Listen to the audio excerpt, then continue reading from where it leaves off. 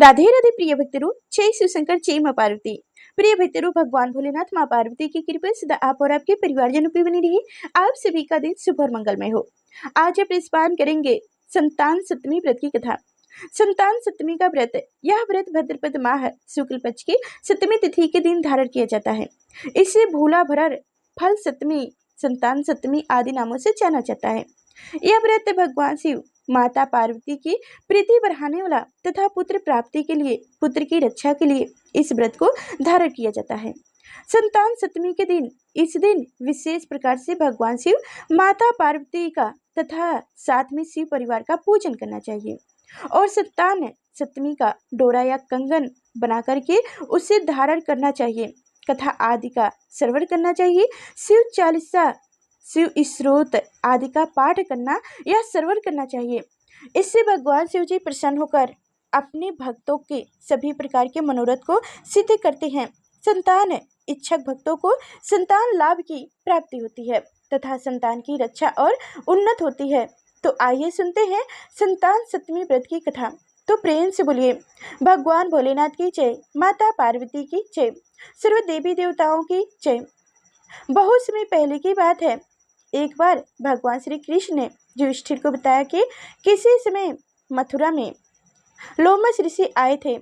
मेरे माता पिता देवकी तथा वसुदेव ने भक्ति पूर्वक उनकी सेवा की तो ऋषि ने उन्हें कंस द्वारा मारे गए पुत्रों के शोक से उबारने के लिए आदेश दिए कि हे देवकी, कंस ने तुम्हारे कई पुत्रों को जन्म लेते ही मारकर तुम्हें पुत्र शोक दिया है।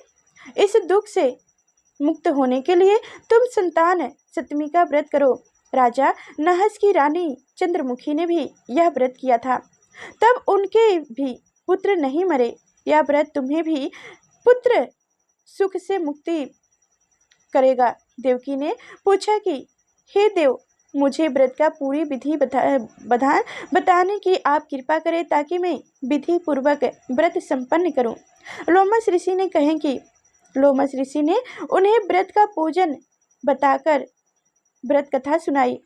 नहस अयोध्यापुरी का प्रतापी राजा थे। उनकी पत्नी का नाम चंद्रमुखी था।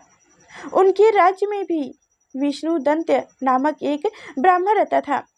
उसकी पत्नी का नाम रूपवती था। रानी चंद्रमुखी तथा रूपवती में परस्पर घनिष्ठ प्रेम था। एक दिन वो दोनों सरस में स्नान करने गई। वहां अन्य स्त्रियां भी स्नान करके उन स्त्रियों ने वहीं शिव पार्वती की प्रतिमा बनाकर विधि पूर्वक उनका पूजन किया तथा रानी चंद्रमुखी तथा रूपवती ने उस स्त्रियों से पूजन का नाम तथा विधि पूछी।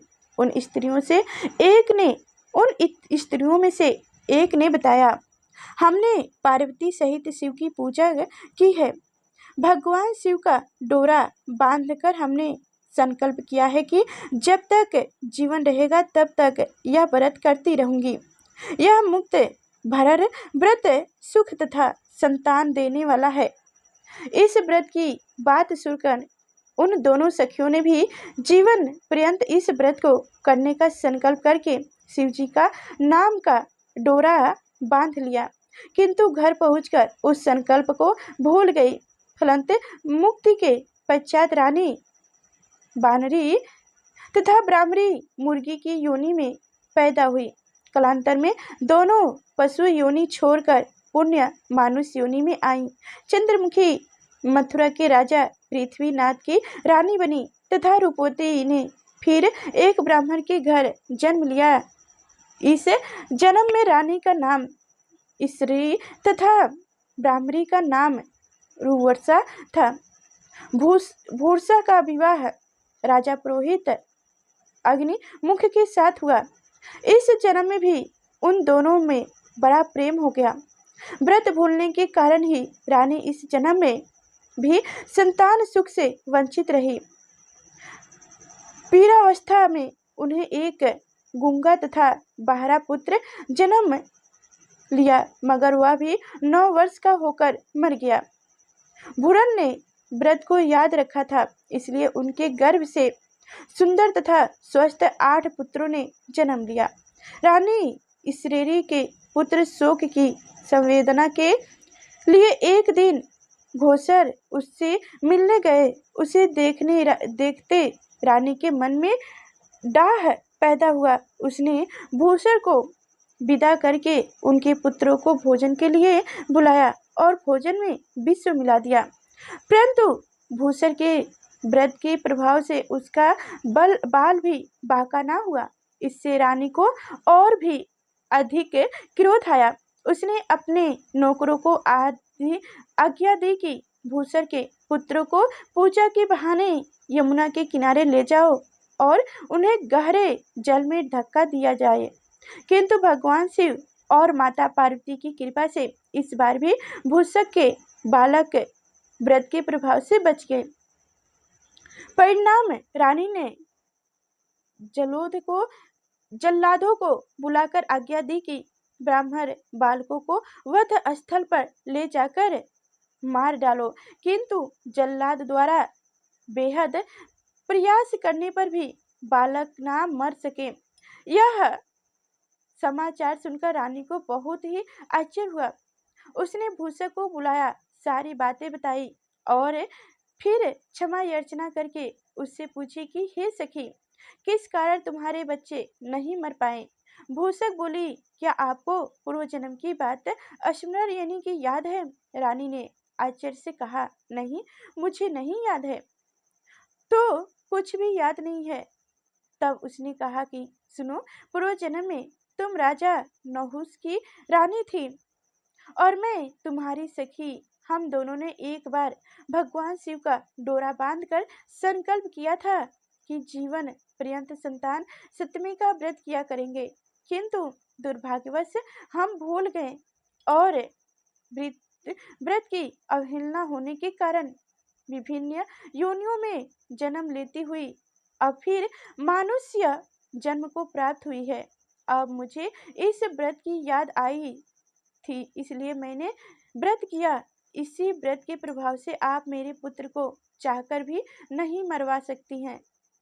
यह सुनकर रानी ईश्वरी ने विधि पूर्वक संतान सुख देने वाला यह भूला भरर व्रत रखा तथा व्रत के प्रभाव से रानी पुनः गर्भवती हुई और एक सुंदर बालक को जन्म दिया।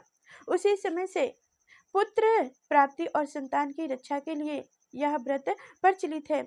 इसे भूला भरर या संतान सप्तमी के नाम से जाना जाता है। तो बोलिए प्रेम से भगवान भोलेनाथ की जय, माता पार्वती की जय, सर्व देवी देवताओं की जय। इसी प्रकार से जो भी भक्त सच्ची श्रद्धा के साथ नियम और निष्ठा के साथ संतान सप्तमी का व्रत धारण करते हैं, भगवान शिव जी का पूजन करते हैं, कथा श्रवण करते हैं, तो भगवान शिव अपने भक्तों के सभी प्रकार के मनोरथ की सिद्धि करते हैं तथा सुख समृद्धि का आशीर्वाद प्रदान करते हैं। संतान इच्छुक भक्तों को संतान की प्राप्ति होती है तथा संतान की रक्षा होती है। तो आशा करती हूँ कि यह कथा आप सभी को अच्छी लगी होगी। इसी प्रकार से ज्ञानवर्धक जानकारियाँ कथाएं सुनने के लिए, व्रत पूजा के बारे में जानने के लिए, कथा को सुनने के लिए चैनल पे अगर आप पहली बार आए हो तो चैनल को लाइक करके चैनल को सब्सक्राइब अवश्य करिएगा और साथ में बेल आइकन की घंटी दबा दीजिएगा ताकि आने वाली वीडियो को नोटिफिकेशन आपको समय से मिलता रहे। वीडियो को लाइक करें, शेयर करें। सुखी रहे और स्वस्थ रहे। भगवान शिव माता पार्वती का आशीर्वाद आप सभी के परिवारजनों पे बनी रहे। प्रेम से बोलो भगवान भोलेनाथ की जय, माता पार्वती की जय। धन्यवाद।